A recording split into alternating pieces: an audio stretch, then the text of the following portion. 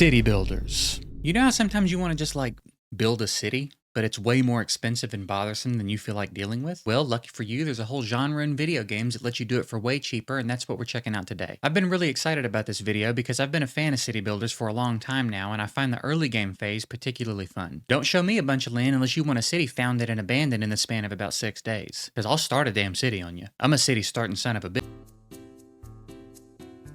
Anyway, I started 20 cities for this video is what I'm trying to say. This is a really interesting genre because while at their core they're all basically offering the same thing and many of them feel very familiar from one game to another, there's quite a wide variety of the types of experiences you can have from game to game, and that's really the point of the video. Playing them all back to back like this really makes the differences easier to see and get a feel for what some games do better or worse than others, who tried to innovate and had the most success doing so, and just how different the overall vibes can be across games that have so much in common. And with this video, I'll hopefully help you find exactly what you're looking for. I played 20 city builders for 2 hours each to see what they're all about. Couple of quick things before we get started. Obviously, these games are all far bigger than their first 2 hours, so what I'm really reviewing are the first impressions the game makes. How does it play? How's the UI? What does it look like? How much depth does it seem like it's going to offer later on, etc. A few of the games in this video are also probably better categorized as colony sims rather than straight up city builders, but I thought I'd include them to give a little more variety so that hopefully there will be something in this video for everybody, no matter the type of experience you're after. Whether you're wanting to just relax and build a pretty town, or you're looking for something a little more hardcore and challenging, or you're somewhere in the middle, there should be something here that piques your interest. So definitely let me know in the comments if I put anything on your radar or gave you the nudge you needed to try one you've been eyeing for a while. With all that said, which city builder is best for you? Let's talk about that. We'll kick it off with Blacksmith Master. This is an excellent little game. Depending on how technical you want to get with the term city builder, you might think this doesn't belong in the video, but it plays very much like a city builder, except instead of an entire city, you're really just building a blacksmith empire of sorts. And it has a lot of really cool stuff going on. I wasn't really sure what to expect going into this one. It came out in May of 2025, and you know, sometimes, even oftentimes, it can feel like it's kind of difficult to find actual quality games and not just cash grabs these days. And this is really a quality game. The progression is very smooth, and something I really appreciate about it is that from the very beginning, it puts you in the position to have to make a choice about what's the most important thing to you in the sense of how you want to progress. The tech tree is organized in a really nice way, and there are good choices in every direction. So you have to decide if it's more important to you to be able to start gathering your own resources, or being able to produce more at a time, or if you want to actually be able to start expanding your building, or how quickly you want to be able to open up a shop and start selling items, and just so much more. This seems to be a really tough thing for developers to balance in a way that makes it interesting without making it feel overwhelming or like there's only one correct way to do it. It's really nicely done here though. There's also obviously a lot of consideration paid to the smoothness of gameplay and the automation to your operation as you expand it, with you being able to assign certain tasks to each employee, as well as set guidelines for them to automatically assign points as they level up if you don't want to manage that as you grow. The UI is exceptional here. It's so easy to know who's doing what and where and make changes to the flow of everything that's happening. I really can't praise this enough because this is one of those things that can make or break a game. Doesn't matter how fun a game is, if the UI is a jumbled mess, it can really suck the joy out of playing it pretty quickly. Another really cool thing here is that at any point you can take control of any employee. So if you're looking for a more active experience, you can jump in and do the jobs yourself. And there are little mini games for each stage of the process for any given job that make it a little more interesting. I think the game was more than fine without this, but the fact they bothered to add it is really cool in my opinion. I really like the aesthetic here, and I noticed over time that there was actual weather in the game, which is a nice touch. And overall, I think it's just a very nice looking little world. There also seems to be quite a bit to unlock and grow into over time, with different mines and forests for different materials, trade routes, the shop mechanics I mentioned before that I never got into in this 2 hours, and a lot more. The game plays so smoothly, everything is very intuitive, the consideration of quality of life and the player's ability to automate all the different details of their operation are fantastic. The game looks really good, the tutorial is excellent, the building is great, and I really just don't have any criticisms to give it at all. I definitely recommend this one, especially if you're someone who finds yourself getting overwhelmed by other city builders as things get too big and start to feel out of control. It feels very manageable and approachable, while also seemingly having more than enough going on to keep you interested for quite a while. Definitely worth a play. Up next, we have Frostpunk. This one is very difficult. It's quite a change of pace compared to other city builders. It seems specifically designed to be challenging over anything else, and it's honestly very well done. Typically, when I play a city builder, I'm more interested in something a little more chill that lets me relax a bit, get a little creative, and maybe sometimes dig a little more into the details, and then have the challenge come quite a bit later when the city is bigger and there's more going on. Frostpunk really lets you have it straight out of the gate. This game is built around making difficult choices and trying to keep your priorities in order, and it's very hard to recover if you fall behind. So expect to fail a few times before you really get the hang of it if you decide to check this one out. I failed my first run after about an hour and 20 minutes, and that was really a product of making some decisions very early on that screwed me. One of the big things that got me was that I was trying to leave spaces between the buildings I was placing for roads, but that's actually not necessary. Even if you butt everything you build up to something else, it still lets you put roads between them. So I ended up wasting a lot of really valuable space right up against the generator. Your early game resource gathering will consist of just hitting up piles of things in your crater. There's some coal and wood and steel and stuff, as well as some actual deposits and bigger trees you'll be able to deal with later after you research the technology. The big issue for me was food. I felt like no matter what I did, I could not stay on top of food. I had a hunter's hut with the maximum amount of workers, as well as a hothouse a little later on, and I just could not keep up with the demand for food. So that's something to be aware of as well. Eventually, you'll get your workshop going and start researching technologies to build bigger and better buildings that will make you more efficient with coal and wood gathering, as well as treating sick townspeople, and even building a beacon that lets you start putting together scouting crews to head out and look for more resources and people and other things. You also have to be mindful of the level of hope and discontent of your people. If hope drops too low or discontent gets too high, they'll just get rid of you and that'll be the end of your run. In every direction, this game is beating you down. The cold is obviously a huge issue. The food is always in low supply. You have to pace yourself well with resources because eventually those piles are going to run out, and if you haven't researched and built what you need to keep coal and wood coming in,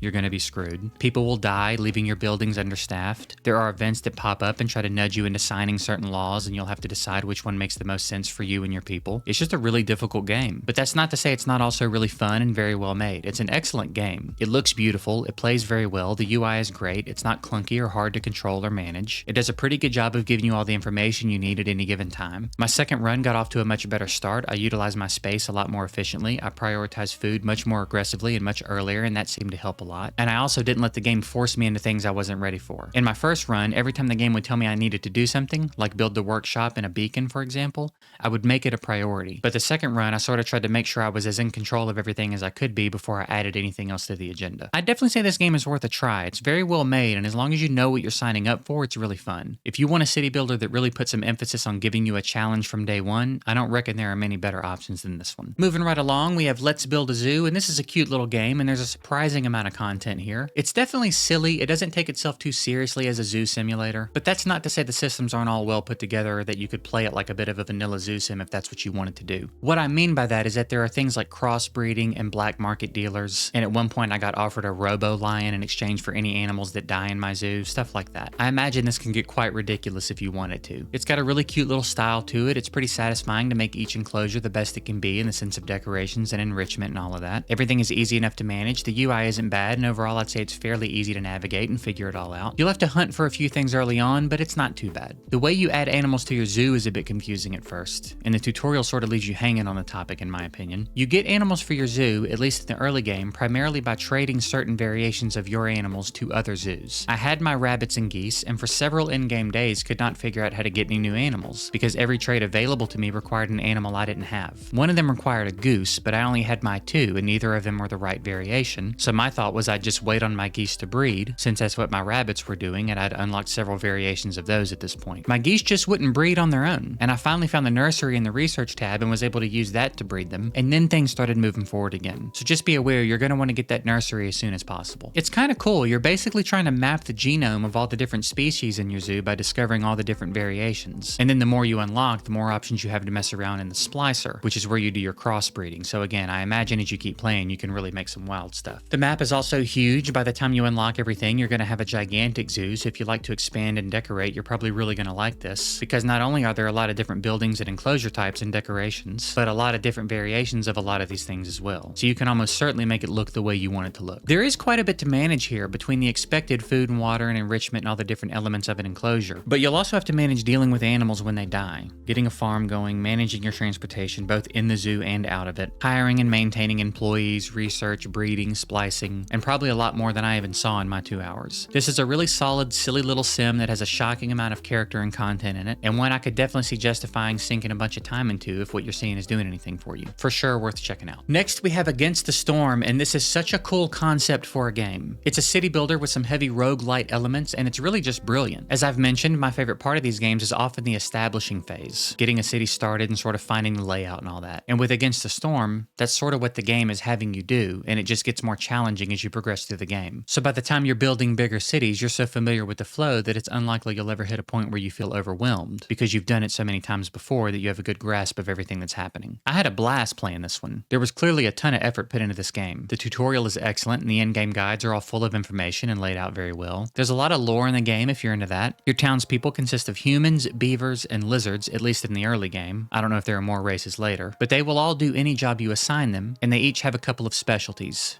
Beavers, for example, tend to thrive in woodcutters' huts and things that involve wood. It's simple enough to understand and manage, but the game is built so well that as the difficulty begins to scale, getting villagers into the right roles will be a little more challenging than you might think, and you also need unassigned villagers so that your buildings get built and goods get transported around the town and all that. The city building mechanics themselves are just fantastic. It's so easy to do what you want to do, and one thing I really love is the option to mirror anything you're placing. It's not necessarily a huge deal, but it really gives you room to make things fit and mix up the look of your buildings enough to make it look nice. You can also just move buildings at will, so you don't have to stress or overthink too much about what you're placing and where. When the trapper's hut runs out of meat in one area, just pick them up and put them somewhere else. When your woodcutters have uncovered one glade, just move them to the next one. It's great. There's quite a lot going on in this game, and I can definitely see it getting very challenging after a bit of playing. Even the first run I did immediately after the tutorial had a noticeably different energy to it. You really feel it when the game stops holding your hand, but it's still really fun. As I said, the tutorials are really well done, and they give you a good idea of what you're doing and what to expect as you go, but it's really only scratching the surface of the depth of the game. There's a huge map for you to work through, tons of different buildings with different purposes, orders to fulfill, cornerstones to choose from, which are basically different buffs for the run, a wide variety of encounters and events in the glades you'll be uncovering, and just so much to do here. And again, the way the game plays is top notch. This is another game that I really wouldn't say I have any criticisms for. If you're someone who particularly enjoys the early phases of city builders like I am, and you're looking for something that presents a pretty nice challenge, with tons of achievements, things to collect, and just a lot going on in general, I see no reason you wouldn't absolutely love this game. Highly recommend. Next is 2 Point Hospital, and this is one of several 2 Point games that exist now, and I went ahead and chose Hospital because it was already in my library, and these videos are expensive, okay? I liked this one. I had a good time playing it. I only have a couple of mild gripes that we'll get into, but overall I think this is a really solid game, and nice for those of you who perhaps like more contained areas to develop in. Instead of just being given a huge blank plot of land and having to figure out what to do with it, you're placed into the outer skeleton of a hospital building, and it's up to you to fill it up as you see fit. And then as you play, you'll unlock new locations that come with their own new challenges, building shapes, and apparently plots of land to purchase and expand into. So by the time you're in the late game, perhaps you actually do have some huge hospitals, but early on it's just manageable enough without feeling too easy or boring. It's also not too difficult to change your mind and rearrange what you've built. All of the building and editing tools are pretty solid, and it controls really well. They also got pretty cute with the design and just what's going on. You'll notice with the patients sometimes they'll very visibly show their symptoms, like this one came in with lightheadedness. It's pretty silly, and it's fun to see all the different issues displayed like that. There is quite a bit to manage here, as you'll have to hire staff and manage your finances to a degree and make sure everything is running smoothly. There are several different roles to fill in the hospital, with all the potential candidates for hire having different buffs and debuffs and salaries and everything, so you sort of have to decide what works for you and what doesn't. I do wish sometimes there was a bit more information just shown to you, like for example in Frostpunk, when you zoom out a little bit, it shows you how many people are working in each building and stuff. I kind of wish you could do that here, and it would just show which doctor or nurse was assigned to which office, because sometimes you'll get a message saying you might have too many of a particular profession because one of them is just standing around, but it can be hard to figure out where the hole is. At least it was for me. Maybe there is a way to easily see this information and I just never found it. I also kind of feel like the AI of the employees is a little odd. Like I think when someone goes on break, they sort of unassign themselves from their office, and then sometimes I guess someone else takes their office. I don't like that at all. That makes it very hard to keep up with what my original plans were. If I put a doctor in a particular office, I want that to be their office until I decide to change it. It wasn't a huge deal for me in my 2 hours, but I could definitely see it becoming a problem as the hospitals get bigger and you have more employees wandering around. Again, unless there's some easier way to see all that information that I never came across. I can't attest to how big of a problem it might be, so if anyone watching has some time in this game and wants to share some insight on whether or not I just overlooked something, or how big of an issue that becomes, it would be interesting to hear. All in all, I wouldn't say it seemed like a deal breaker. Everything else about the game was really good, and there seems to be so much game here. There are a lot more hospitals to unlock here than I thought there would be. Playing this game made me particularly curious about 2 Point Museum, as that appeals to me a lot more than the hospital theme, so perhaps that'll be in part 2. If you like the idea of having more contained spaces to build in and progressing through different maps into more difficult and expansive project, this is probably right up your alley. It's a really solid little city builder with a cool take on the genre, and one that I really see no reason anyone who likes city builders wouldn't enjoy. Next is Celestial Empire, and I gotta say this game surprised me a lot. I'm not really even sure why, but I went into this game pretty skeptical. It's surprisingly really good though. Doesn't feel cash grabby at all. I definitely get the impression they were inspired by Manor Lords here. here. It seemed to be going for a similar aesthetic, and you can go into first person mode and run around, which I think is just so cool. I would not put this game in a conversation with Manor Lords per se, but it does seem like that's where they got some of their inspiration, and they did a good job overall. The progression feels very smooth. If anything, I could stand it to be a little bit slower, but that's not a criticism since you can ultimately pause time and maintain your pace whenever you like. There are also several difficulty options, so you can make it as chill or as challenging as you like. I like that when you're placing residential buildings, it mixes up the model every time you place one so that you can just run them in a line and it won't be the same building over and over. That's a really nice touch. The city feels very alive and active as you build it. All of the citizens are actively doing their jobs or just living their lives. You'll see kids running around and playing and people cleaning fish outside their homes. Tons of detail in that area, which is something I'm a big fan of. Everything in this game is very easy to manage and fairly straightforward in its presentation and explanation of everything. You are able to move buildings around here, so no need to stress with super precise future proofing in your layouts or anything like that. I rearranged things quite a few times in my 2 hours and it was pretty much painless. If you play city builders, it will feel very familiar. You'll be able to settle right in with this one, and it has a lot of extracurricular features as well. There is of course the familiar research tree, with each node having its own set of upgrades, so you can sort of prioritize how quickly you want to move through the tree versus making things you've already unlocked more efficient in a variety of ways. You'll also choose basically who your city's going to worship, and that will come with its own flavor in quite a few ways, which I won't go into any detail about because I think it's more fun to find out as you go. It seems to be very well optimized and plays really smooth.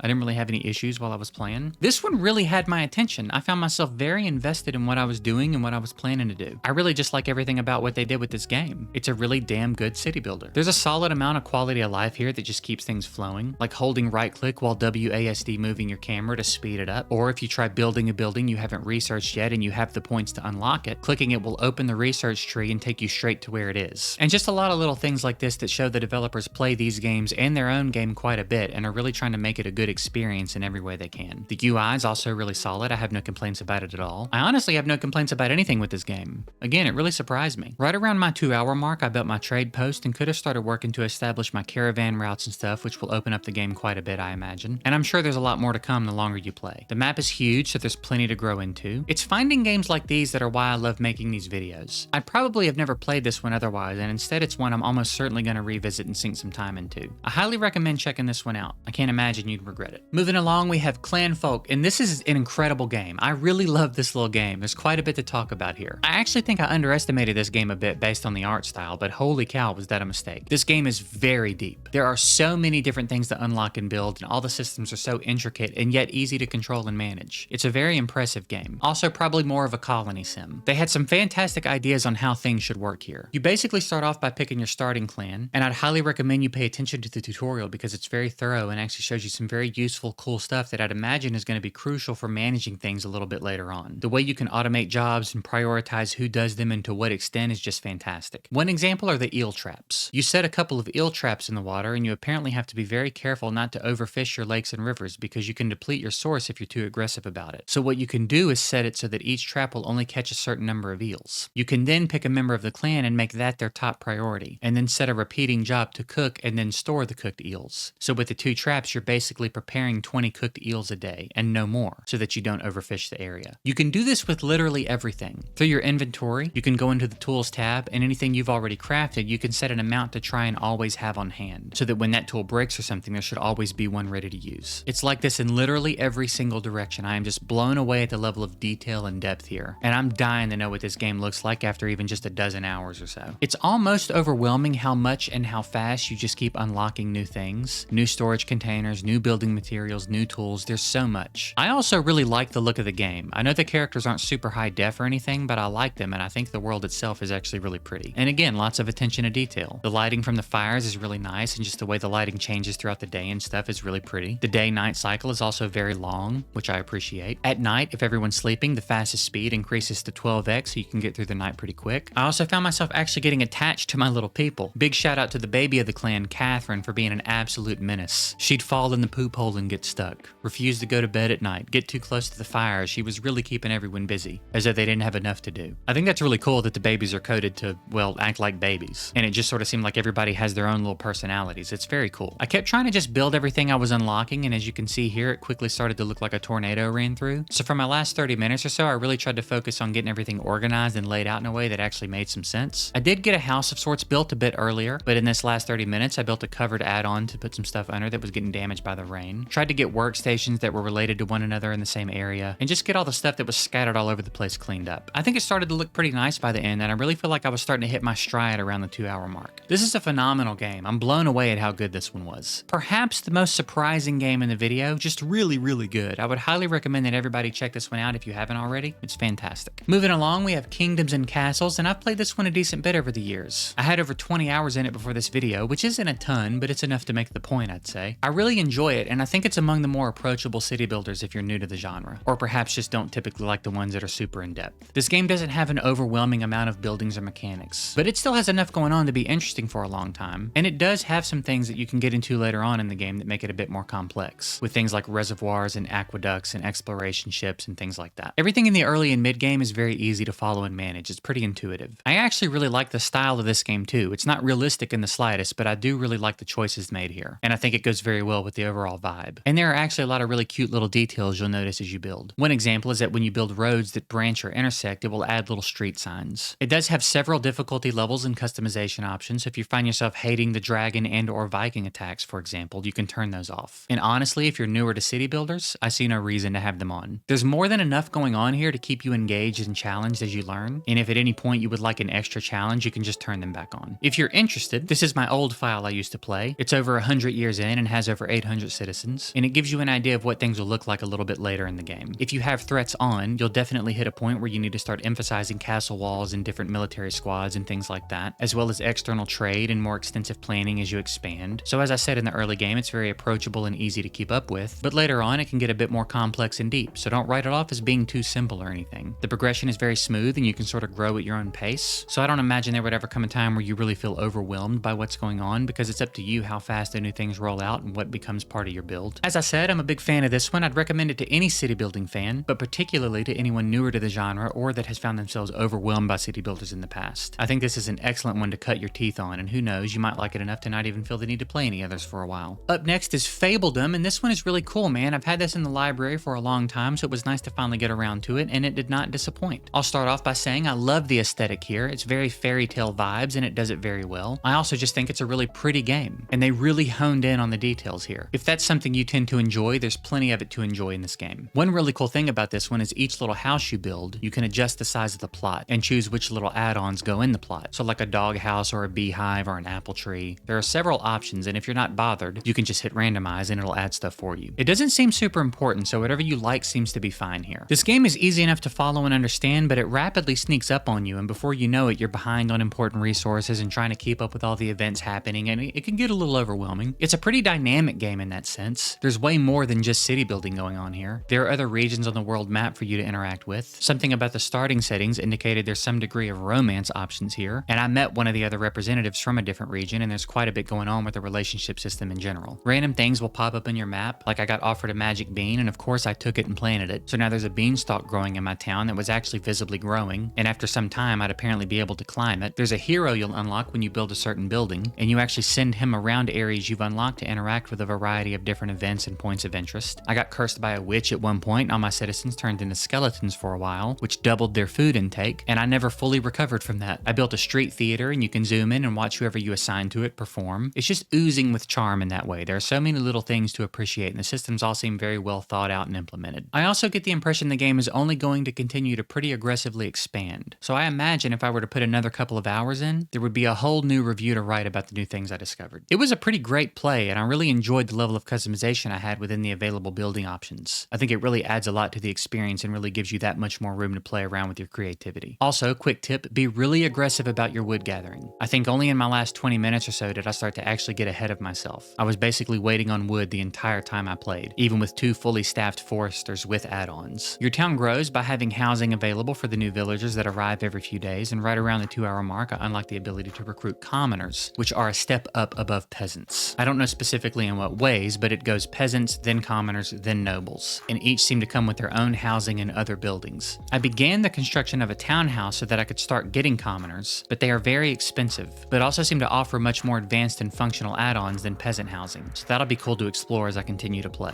And it makes me really curious about what it will look like when I can start building for nobles. Also, commoners will be unhappy if you build their housing too close to the peasants, so you'll basically have to plan for class structure when you're building for the future, as the townhouses even seem to need their own wells and a new drainage option. option. You sort of get the idea here. The game just keeps getting more detailed and deeper and bigger, and it didn't seem to be slowing down anytime soon. It seems like a fantastic game. I don't really have anything negative to say about it. It's much more engaging than the average city builder, so if you want to be kept busy, Fabledom will definitely do it. I highly recommend this one. Up next, we have Banished, and this one I think has to be in the conversation for one of the GOATs in the city builder genre. It's just so damn good. I had actually never played this game before, despite having had it in the backlog for quite a while. Are you noticing a pattern yet? So I was particularly excited to spend a couple of hours in this game. And despite being over a decade old, it's just such a great game. It just feels like such a full, complete game. It's got an exceptional tutorial that does a great job explaining the important foundational elements of the game, while still leaving you plenty of room to learn and grow into the game as you play it. Everything about this game feels very well optimized. It plays very smooth. It functions smooth. The UI is great and very easy to navigate. Any area you'd want information, it's there to be had. It explains itself well and really allows you to focus on what you want to do rather than trying to figure out how things work, if that makes sense. It's a great looking game too. I was surprised by the level of detail as things get built and stockpiles fill up and empty, stuff like that. It's easy enough to play and get started, but it's also challenging. I apparently didn't focus on food production as aggressively as I should have in this first run, and it didn't take long before everyone started starving to death.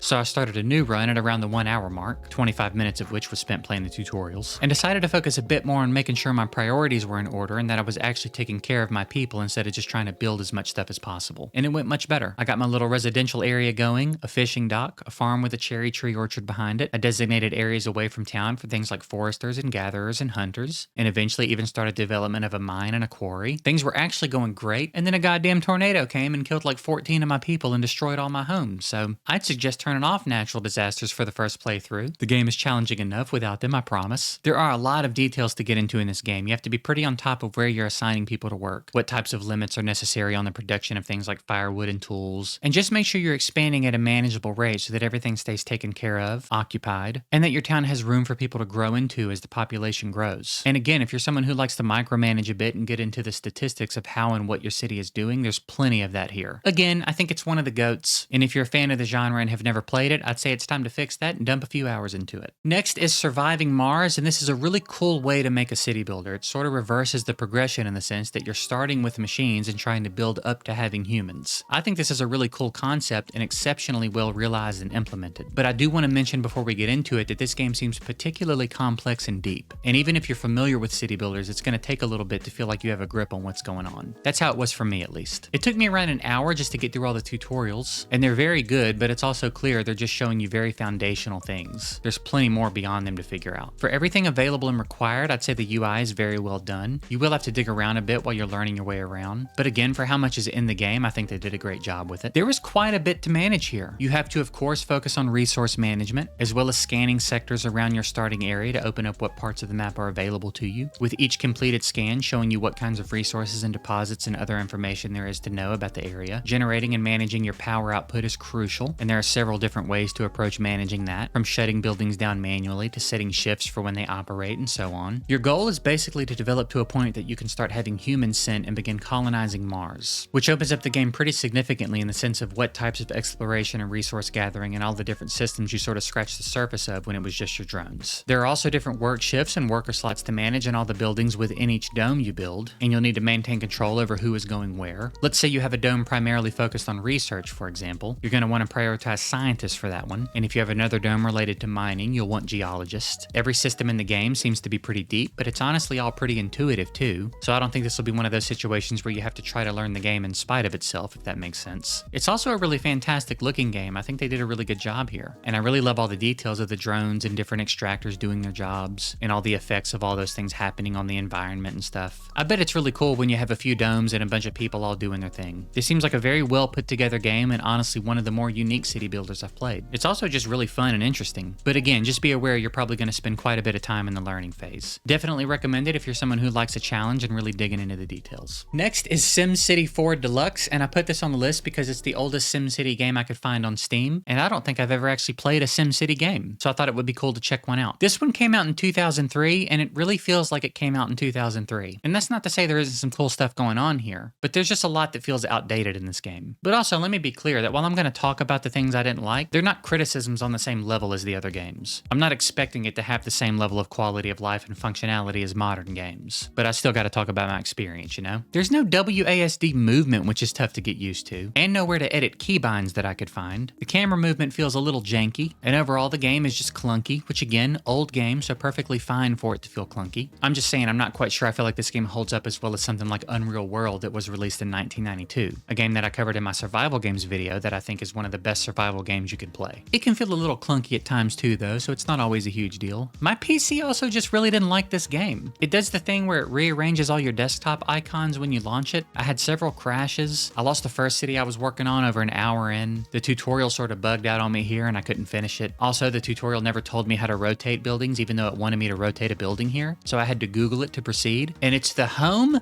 and end keys, and that's actually just insane. I will say I was surprised by the details of what's going on down in the city. Some houses had above ground pools, and there were several different models of houses and yards and animations for the citizens doing their thing. It has little mini games where you can drive a car or fly a helicopter, which is cool, I guess. There are a lot of different buildings and systems to get into, and it's very easy to build. SimCity was very obviously the primary inspiration for Cities Skylines. In many ways, that's sort of the modern day SimCity, so if you played that, you'll definitely see the similarities. I was also surprised to see the auto adjustments when I was placing roads, and again, just surprised to see how many different tabs there were for buildings and stuff. Seems like you could really go crazy with it if you wanted to. There's also a God mode tab where you can terraform or cause natural disasters and stuff for those of you that are looking for some shenanigans. I think this is probably a game that if you played it closer to when it came out, you love it, and I think for its time it was probably mind-blowing, but I don't think it holds up in the sense that it's worth playing over most other city builders these days. It's kind of cool to get a glimpse into the past if you're into that, but I'd be very surprised if anyone loaded up this game for the first time in 2025 and felt like they wanted to sink a bunch of time into it. It was cool to check out though. I have nothing but respect for the franchise and appreciate what it's done for the genre as a whole, but part of the beauty of what it's done is that it's inspired some really incredible games. So I'd say unless you wanted to hop in for a bit for similar reasons that I talked about wanting to, I probably wouldn't recommend it. I think it only makes sense next to move into Cities Skylines 2, and I was on the fence for most of making this video about whether or not I was going to include this game, as there's so much negative press about it that it kind of seemed pointless. As someone who's played quite a bit of the first one, it just sort of seemed like there was no real reason to buy this game. I ultimately decided to include it because it just kind of felt weird not to with the legacy this franchise has built for itself, so I'm going to just review my 2 hours in this game and not go into much more detail about the discourse surrounding the game and the decisions of the developers and all that stuff. This game does feel very much like a sequel to Cities Skylines, and what I mean by that is they really did add quite a lot of new features and tools to this game. Part of the concern for me with this game was that I didn't really know what the point of a sequel was. Why not just continue adding things to the base game, you know? But it seems like they really did sort of overhaul everything from the foundation up. So if you played the first one, this will definitely feel familiar, but you will also feel like you're playing a new game because of all the new things there are here to learn and explore. The game also looks noticeably better than the first one, but it does kind of seem like that comes at the cost of performance. It's not so bad that it would be a deal breaker or anything, but it did get a little framey and was occasionally slow to respond. And I run a 4070, so I don't think it's a hardware thing. Again, it was all minor, but I'm not sure that bodes well for bigger cities. Anyone with some time in can let us know in the comments how things perform after your city grows. If you played Cities Skylines, then traffic is probably the bane of your existence. And one thing I noticed about this game is that traffic seemed to become a problem much sooner. I started a couple of cities in my time playing, and it seemed like it took less than 30 minutes every time for traffic to start backing up pretty severely. So that's something you're going to want to be thinking about from the very beginning. There are systems like specialized industries that vary in availability based on what you have access to on your map, and that's kind of cool. If you have the land for it, you can place a few different farms and sort of draw out their outline. So not only can you make something efficient, but you can really lean into any particular aesthetic you want. There are a lot of different residential zones. There's office space zones, all of the public buildings and transportation options you'd expect, with a space program available to unlock at some point, which sounds fun. There are unique buildings and really just a ton going on here. You can also choose between easy and normal mode when you start, and if you're not interested in any of the challenges that come by default, you can just turn on infinite money and build to your heart's content. I didn't see any in my time playing, but there are natural disasters you can toggle on or off. Overall, I'd say the game makes a great first impression, and it won't take long at all for you to start noticing all the changes from the first game. Outside of my 2 hours, there is a lot of talk about bugs and performance issues, as well as how quick they were to start pushing out DLC while the base game still had some serious problems, which is not a good look for sure. I'd like to think that with how good the first Cities Skylines is, there's hope for them to turn things around and get the game running smoothly and get their priorities back in order, and hopefully in time get their Steam reviews out of the mixed state they're in right now. As far as whether or not I'd say I recommend this game,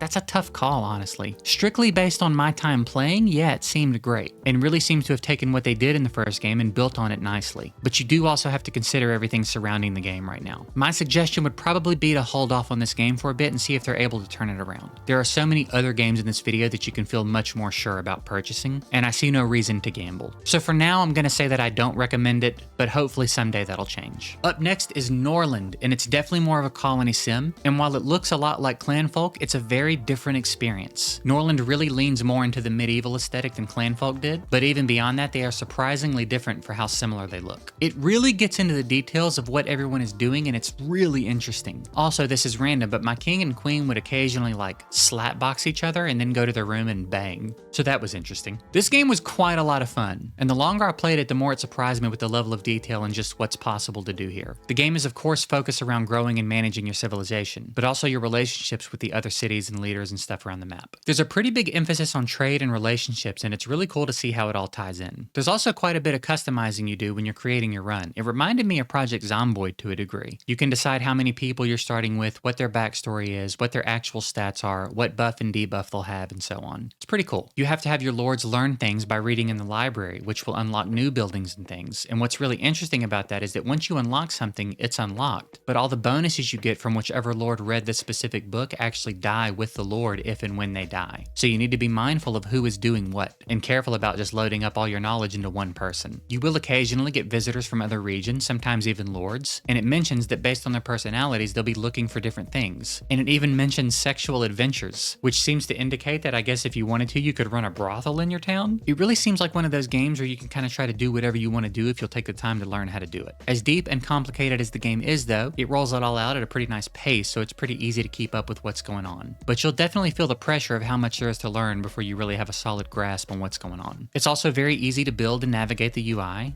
The game is very crisp and well put together. It's also really good at giving you important information without you having to hunt for it. Like if you zoom out, you get info like which lords are assigned to which buildings, how many employees there are, what they're producing, etc. There's a combat system of sorts that it seems like you can sort of decide how involved with you want to get. And it does seem pretty intense because again, when people die here, there's quite a bit of an impact. Toward the end of my 2 hours, I got attacked by one set of marauders, and the knight I hired actually couldn't fend them off. So they made it into town and started setting things on fire. This is when I learned that my regular townspeople will not fight. So you do need to put some emphasis on getting actual warriors trained and prepared for something like this. Because after burning down some of my stuff, another scarier looking group of people killed them on their way into town and then did exponentially more damage to my little city. So I got attacked back to back and it did not go well. It's also worth mentioning that the world around you is just as alive as your town. People are dying and being attacked and trading, and relationships are being built or falling apart. You are very much a part of this world rather than the world just being a product of you being here. It's a fantastic little game. It has all the quality of life you'd expect in a good colony sim / city builder, and for as deep as the game seems to go, it all seemed easy enough to learn and manage, and I have no reason to believe it wouldn't stay that way the longer you played it. I'd say it's definitely worth checking out if it looks interesting to you. Up next is Farthest Frontier, and this one is really good, man. Just a very solid city builder. I really like the look of it. It's a very pretty game with a pretty good amount of attention paid to the details to give it its own identity, I'd say. This is a somewhat popular time period for these types of games, so I think it's important to really figure out some ways to make yourself stand out. And they did a decent job of it here. I actually really like the loading screens in this game. If this one was a painting, I'd happily hang it in my home. I thought it was really setting the tone for me with the suggested name for my colony being Dysenteria, but it's actually not really that hard. You do have to be moderately mindful of what you're prioritizing, but it's not nearly as punishing as some of the other games in the video. I will say toward the end of my 2 hours, I found myself really struggling to generate gold, and I can visualize a path in the next hour or two where that would have become a huge deal. But early on, it seemed okay enough. I'd say that would be something to be very focused on if you decide to play this game. I really enjoyed the progression with this one. It felt very smooth and sensible, and I actually really appreciated that the first thing to build wasn't a lumberjack hut. I don't necessarily have a problem with that, but it was a nice change of pace for that to be something you had to work your way up to. So early on, you have to be slightly more involved in the gathering. The tools they give you to manage things are fantastic. Here with the gathering tool, for example, you can select which resources you want to include in your selection, and then just click and drag an area, and it will only select what you have checked, which is very helpful at the very beginning when you're primarily worried about collecting wood for homes and firewood. This type of quality of life is spread all throughout the UI. They did a really good job of giving you enough tools, but enough of an ability to customize the tools to do things efficiently. You can set limits on how much each building is producing to manage your resources, which is particularly important in this game. There are quite a few different buildings and chains of production to build into, and I'd say it strikes a good balance of having more than enough to be interesting without feeling like too much. I did have a few issues with some raiders, and I never got to a point where I felt comfortable sending out scouts to explore more areas, as I wanted to have a little bit more of a military presence before that, and that required gold, which as I mentioned, I was having trouble generating. I think Farthest Frontier is a very nice step up from some of the more beginner-friendly city builders, without being so complicated that you couldn't just jump straight in if you were a beginner, but the learning curve might be slightly steeper here than something like Kingdoms and Castles. And I also think it's solid enough that even a seasoned city builder would get some thorough enjoyment out of it. I'm very interested in continuing to expand my settlement and get an army built up so I can start exploring the map and engaging in some combat, and seeing just how much this game really has to offer as you venture out of the early game. Absolutely worth checking out. Next up is Timberborn, and it really just doesn't get better than this game in my opinion. This is just about a perfect city builder. I think they really just nailed every single thing about this game. It starts with one of the better tutorials I've played, and it does a really good job of teaching you how the game works and what you should be doing, while also sort of putting you in the position as you're going through it to have to make a few decisions on your own, like placing a few more wood gatherers or something simple like that, and just gradually over time taking the training wheels off until before you know it, you just understand the game, and it's really well done. The progression is also as smooth as it gets. I think possibly more than any other game I've played, strikes such a nice balance of being very approachable and easy to learn as you go, while also offering so much depth later in the game. I don't even know the full extent of what the late game offers yet, but I've seen a bit of content on it, and it's just wow what people have built and what you can get into in this game. Also, it's beavers, so I just immediately love them more than when it's people. Like, look at this little bastard and tell me you don't want to break your own arm and get denied a bank loan. I can't think of a quality of life feature that's missing from this game. Again, everything about it is just so fully thought out, and it really seems like no idea was too small. If it would make the game better, it really seems like they added it. Like the way the UI expands at the top as the types of resources you obtain grows, or how when you build a storage building and you're setting which item to store, there's a little bar next to everything you already have letting you know how close you currently are to being full on that item, so you can set new storage buildings based on what you need without having to search for that information. It's little things like this peppered throughout the whole game that really make it stand out. The building is also great. You can rotate buildings of course, but you can also flip them, which is always a nice touch. There's plenty to build and unlock and work on, and one really cool thing is that you'll notice some buildings and structures are marked as solid, which means you can build other buildings on top of them. So not only can you expand horizontally, but also vertically, which means you can really get some wild stuff going on. Then there are of course dams and levees and reservoirs to build, and all of the mechanics associated with the water in the game, as you will have to prepare for droughts and different problems throughout your time plan. As your city grows, you'll want to start assigning districts and routes for resource management and all sorts of things like that. You can adjust all the settings to make it as easy or as challenging as you like, and there's even another faction of beavers to unlock that I don't know much about yet, but seem like they could make for a pretty interesting playthrough. Here's a quick look at my city from my first time playing a while back.